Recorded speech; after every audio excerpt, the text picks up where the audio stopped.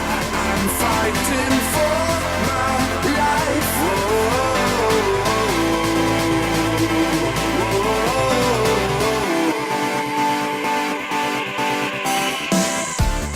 When the football is gone, it is time to move on. The Flashback dives into the NBA and college hoops, playoff pushes, and tournament marches. Dean Smith and Ed Sable, two pioneering legends, pass, while golf bears the losses of Billy Casper and Charles Sifford. Plus headlines, analysis, and more. I'm Radio Hondo, and this is the Flashback.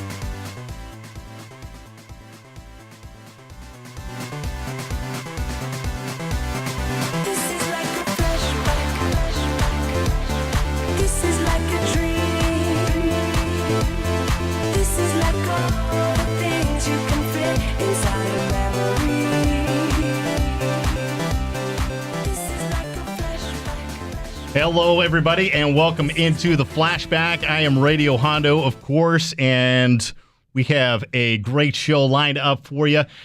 Had to take a week off there with the Super Bowl passing and everything. My wife, Janice, she was in D.C., of course, for the Super Bowl. And so with her in D.C. for the week, Super Bowl happening, it's my only time of the year where I get to sit around the house and basically not wear pants.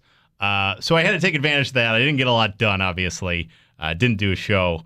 But we're back now, and we're back with a very special guest. I have Nate Dawg in the house, good friend of mine. Nate, it's great to have you in studio, man. Hondo, it is good to be here. This feels like old times. It is like old times. Nate and I, well, I'll tell you a little bit of a history between Nate and I. It's a bad one. It's a troubled past. Very sordid. Yeah, sketchy is the way I think they like to say it. But anyhow, we started in radio together. I was interning, and you were working at Clear Channel, or the Evil Empire. That's a nice way to put it. Yes, I was working for the Evil Empire. I didn't wear a lot of pants then either, like you did this weekend. So especially at work. No, especially at work. Especially at work. Which was a problem because we shared a cube together. Yeah. A problem? But Nate, longtime friend of mine. You were involved with a show just before I arrived at Clear Channel on 620. It was a sports talk or random talk. Kind of a guy talk. Yeah, we had Jim Rome on the station. We carried Jim Rome, but it was the Scoot Show. It was sort of a guy talk, sort of freewheeling. The kind of show that wake you up in the morning. Like I got a better nickname than Scoot. Okay. Radio Hondo and Scoot in the morning. It's just weird. All right. So I got in there and I was interning. We were actually working promotions together Indeed. At that time. So we were all over the place. And one of our first memories was actually, we're in the Portland area, and we have every major city kind of has an annual, this is our city type of Summerfest type of thing. Absolutely. And so what do they call it here? It's Rose Festival. The Rose Festival, yeah, which is kind of big, yeah. Kind of big. Since we're the Rose City, yes, it tends to go hand in hand with that.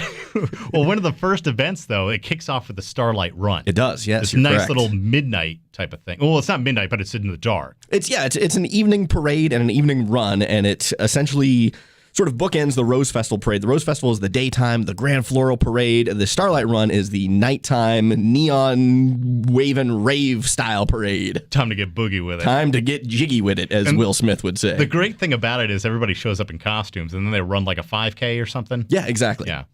And we saw some great costumes that day, actually. It's amazing that some of those people can actually run the 5K in the costumes that they choose. I'm continually amazed by that. A lot of Prefontes show up. Yes. There's always a Prefonte every year. There's usually a Pac-Man chasing a set of ghosts somewhere along there. I thought the funniest one that we saw that year in particular, there was a group of 4 people, and they were just noses.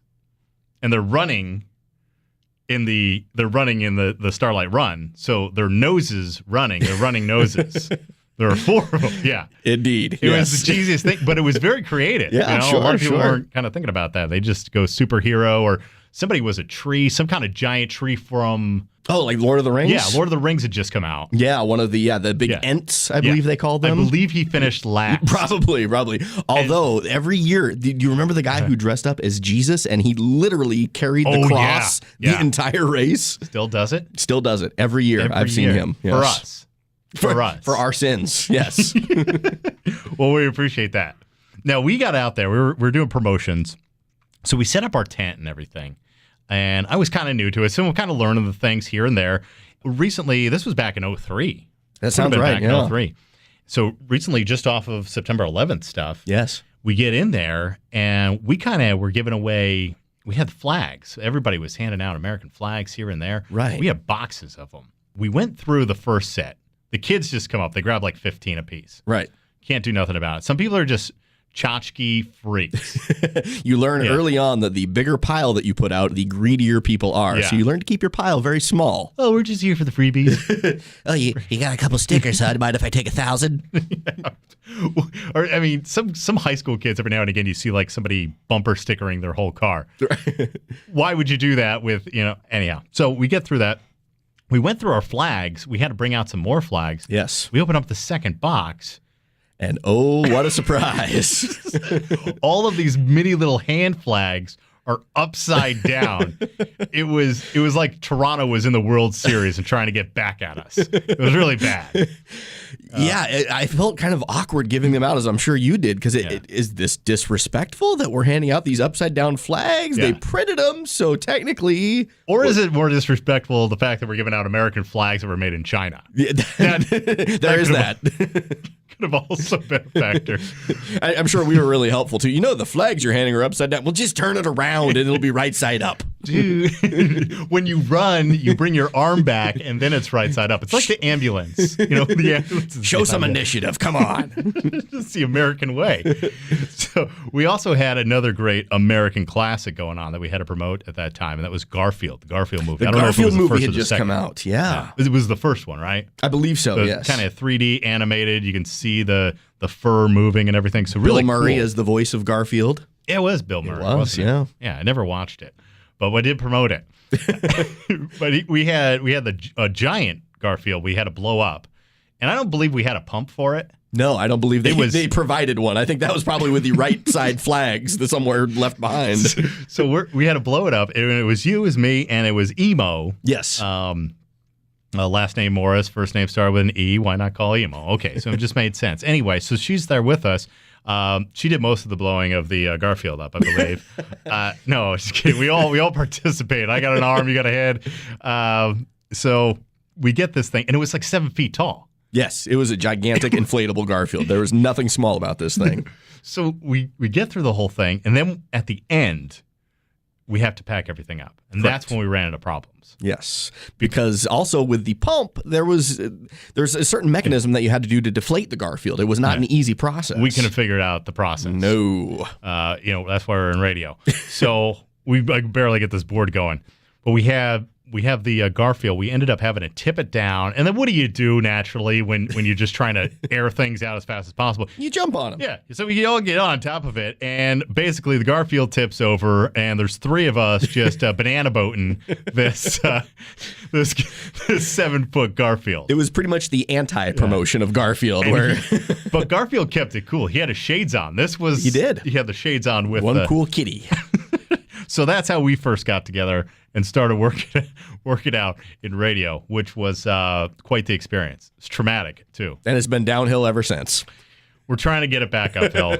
We may not do it. We'll find out soon.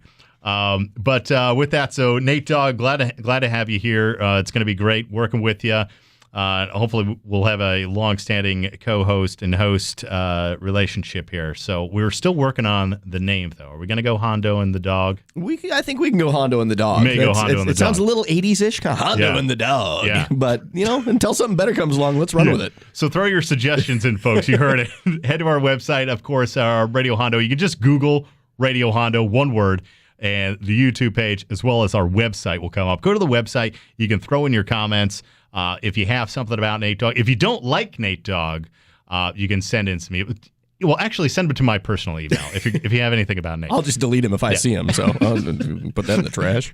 Other than that, we'll take some suggestions on it. So anyway, Flashback, work in progress, of course.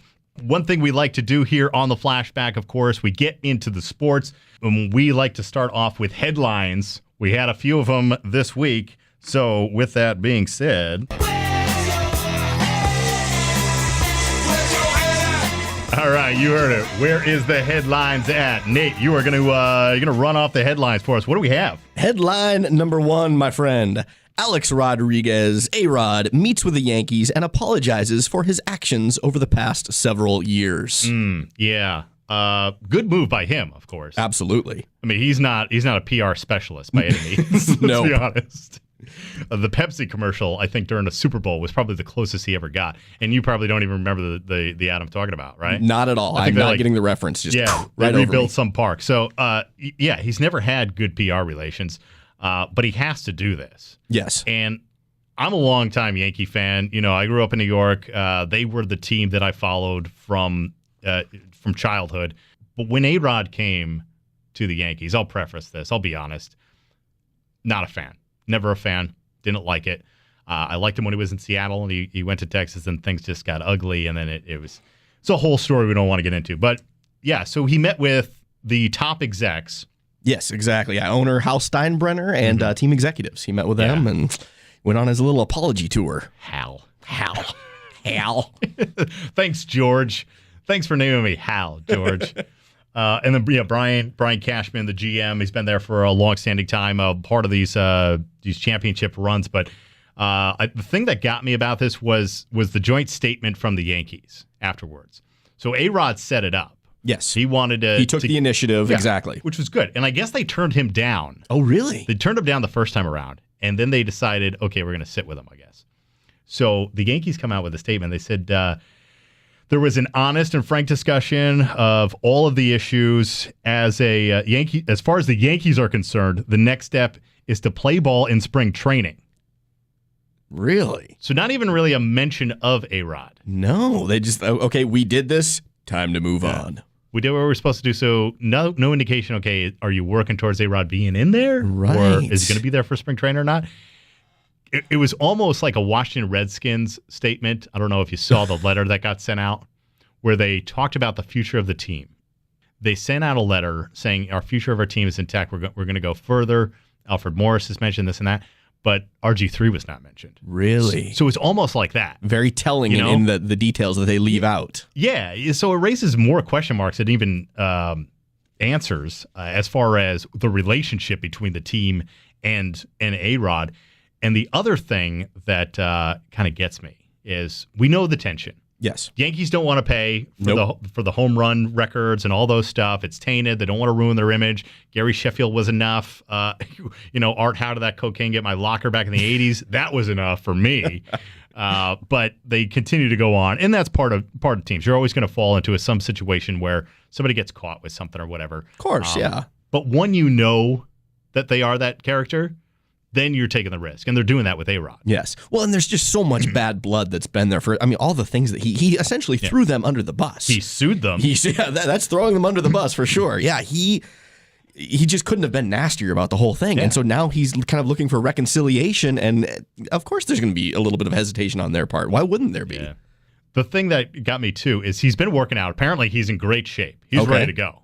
He's ready to go after that horrible season that we've seen him in. Injuries, of course, too. But he's older, so how good a shape can he be in? Yeah, he's what? Is he 40 or nearing 40 at least, right? Yeah, I think he's like 38. Yeah. Yeah. And so he's nearing 40.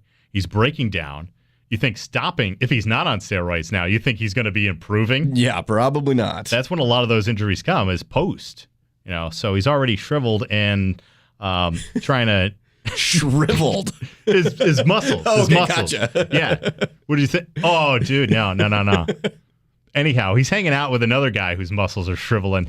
Barry Bonds. That's who he's been practicing with. Oh, you've got to be kidding me. Training with Barry Bonds. Because there's no better way to repair your image than to hang out with Barry Bonds. Good choice, A-Rod. So the hits just keep on coming, and he's creating them himself. Yeah. So anyway, what do we have next? Headline number 2, the Seahawks, our beloved Seattle Seahawks. The Hacks. The general manager, John Schneider, is unsure if Marshawn Lynch is going to return next year.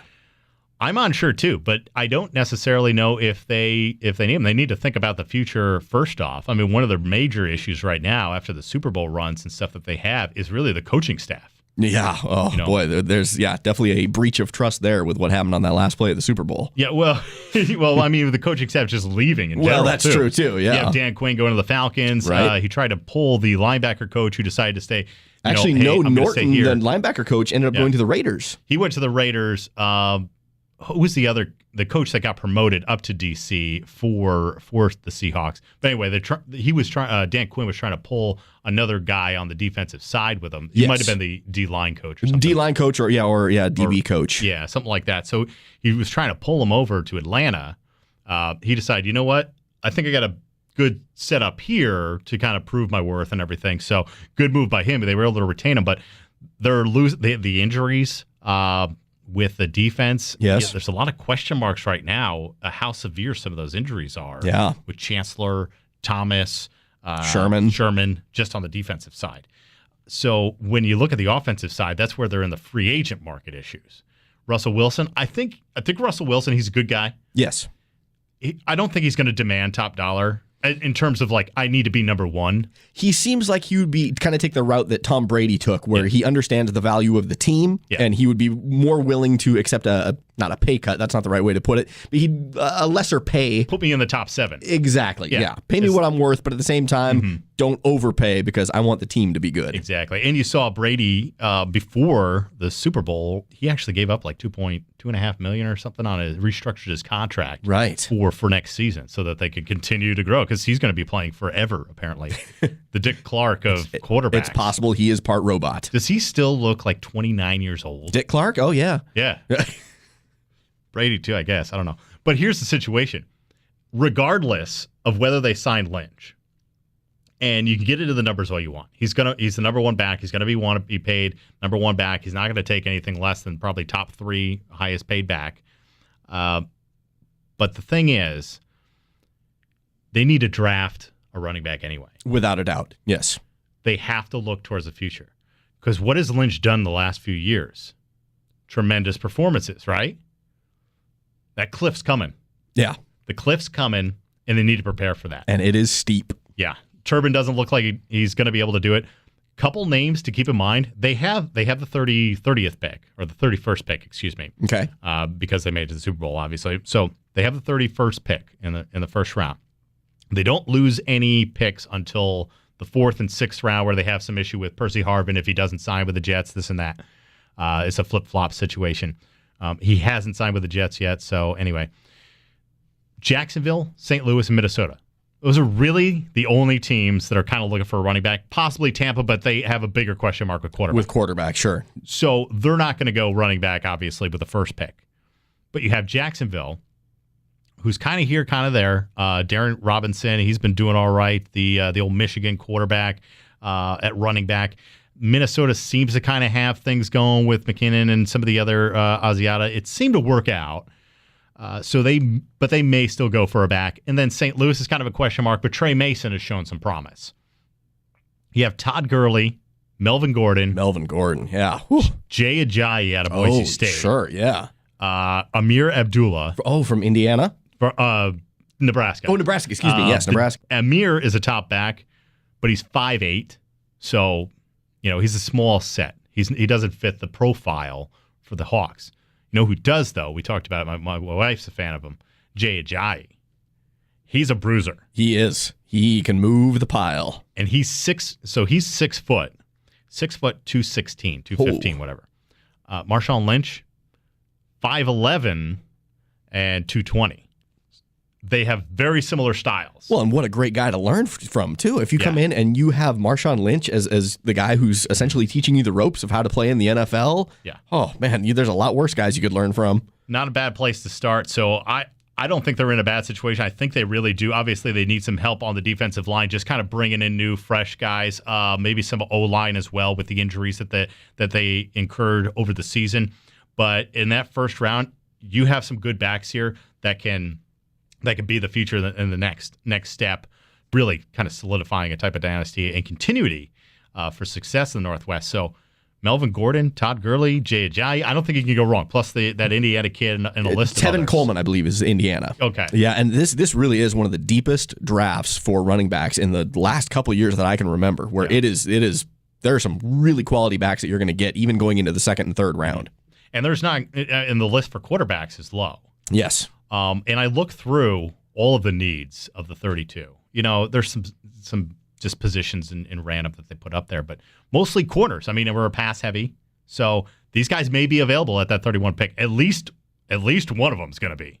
Because there's not going to be 4 backs, I think, getting drafted in that first round. I can't imagine. That would be pretty unprecedented. Yeah. Usually I think 2 would be a good start because running backs have not been very much desired these last couple of years. And you have cornerbacks at a premium in the NFL right now. So you got to get them early. Yes. Got to get them early. Clinton Dix, he had a great season at the corner position. Also had Chancellor for Seattle. Chancellor. All right. So what do we have next? We have one more, right? We do. We have a third headline, and that is the disgruntled fans who started the multi-platform campaign calling for former New York Jets general manager John Idzik's ouster have found their next target. Whoa. The New York Knicks owner, James Dolan. James Dolan. Knicks for sale. James Dolan's such a nice guy, though. I've never met him. No, he is. Oh, yeah. Have you ever seen his pic? They got a mugshot there. You take a look at James Dolan's mugshot.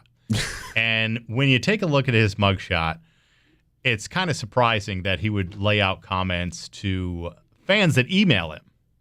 Longtime fans that email him. He actually got an email. Sure, people have heard about this by now. He gets that email, responds to him. It was just some old fan. He said, "Hey, been a fan for so long, not happy with what you're doing. You know, sell the team, man. This is ridiculous. I'm embarrassed to be a fan of this sort of stuff." He responds back to him with, "You sound like a depressing person.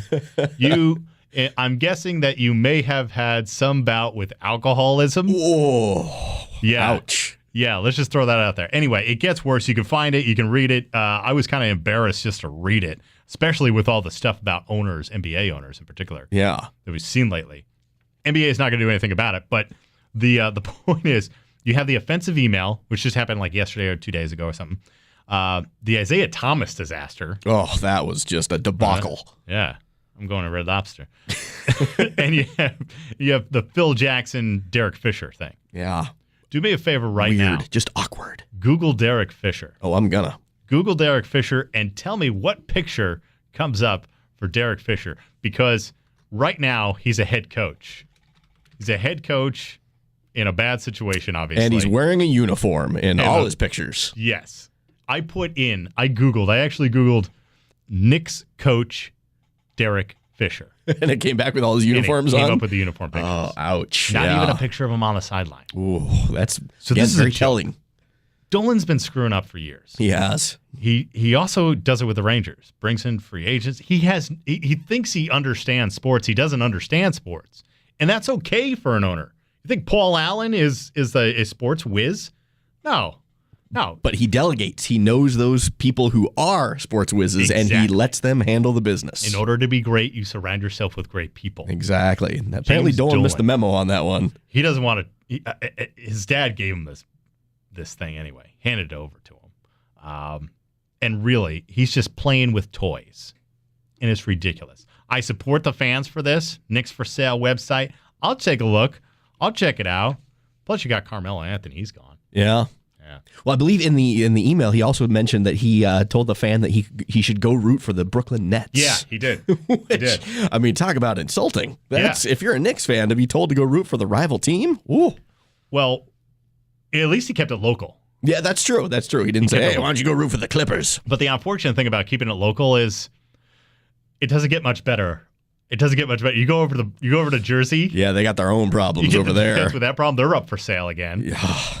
Or Jason Kidd bidding into it. Yeah. Well, Jason Kidd, he's with he's Milwaukee the now, incident. but saying that, yeah. Oh, yeah. This, that was a disaster. yeah.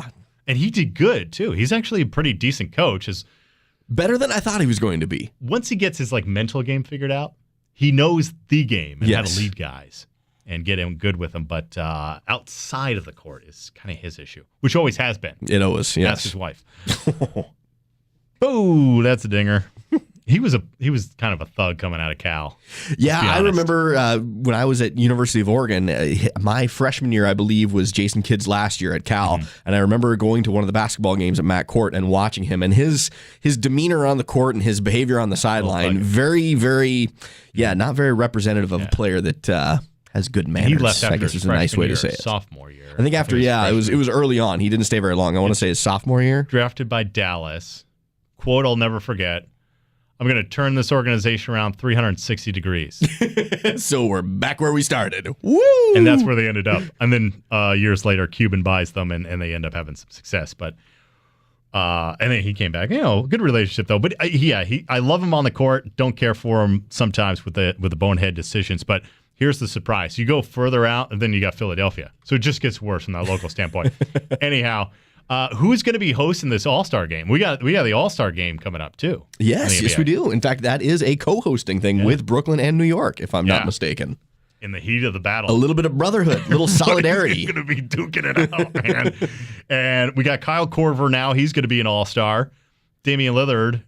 This is the time I love. When we get right up to the All-Star break, all the fans make their votes, and then everybody gets injured. Right. And usually the fan votes are quite wrong, so then the right players end up getting in through attrition. It works out. It does. It works out, and the other part of it, too, is really some of these injuries are just precautionary. Absolutely. Yeah, they want to, people are going to the stretch run of the season, and you want people like Anthony Davis and Carmelo Anthony. You need those guys for the back half of the season. You can't have them hurt themselves or overextend themselves in the All-Star game. The plus side of it with the NBA and the All-Star, having it in the middle of the season or, once football wraps up, is that they have the fluidity within the year. Yeah. The bad side of it is you're dealing with the injuries more. But if you do it outside, like the Pro Bowl, then nobody wants to participate either because it's a liability for injury. So it's a lose-lose, really, when it comes to All-Stars. I guess you can really only have like a Hall of Fame All-Star game. Yeah, I suppose so. It is nice for the fans. I have to say that's one thing I've always. He made it. It's Pistol Pete Maravich. For the fans' perspective, though, having it in the middle of the season before you hit that stretch run is actually kind of nice. It's a good inhale before you have that big push towards the end. That way your bench players get some rest. Yeah, exactly. Because they need it. They're in there like 10, 12 minutes a game. All right, so we're going to talk about some more of the teams, though, going into that All-Star break. A lot of injuries, of course, and some playoff format, too. So we've got a whole other segment. Remember, check out and comment, of course, Radio Hondo. Just Google search Radio Hondo, one word, get to our website, and right there on the front page, without interruption, you can actually just comment to us. And give us your take on the All-Star weekend, too. Here's the other dig I have on the All-Star weekend. They have like 7 days off. Yeah, it's a long stretch. Yeah, baseball, it's a 3-day. You get the day off before the All-Star and then the day off after. Yeah, versus NBA, it's a couple days before, the 3-day weekend, and then a couple days after. Caramello, the official candy bar of the NBA. Wow. All right, that's enough of that. Okay, check it out, make your comments, and do what you like. Do what you like. That's what we're all about, just trying to have some fun, man. Right? It's all for the fun. So when we get back, we're going to dive into the NBA, the Eastern Conference heating up. Atlanta Hawks, Cavs, they're looking good. Wizards trying to bounce back. So are the Bulls. In the West, Golden State kind of staying hot. Portland Trailblazers, where are they at now? Ooh, there's a team coming back from injury. They are. They need to dig ahead now. Robin Lopez is back, so I look forward to the next few games. It's that lull period of the NBA, and now people need to regroup and make that final push. So we're going to talk about it. We also have college football coming up and our takes on the passing of Dean Smith. Yeah. All right. All that on the Flashback with Hondo and the Dawg.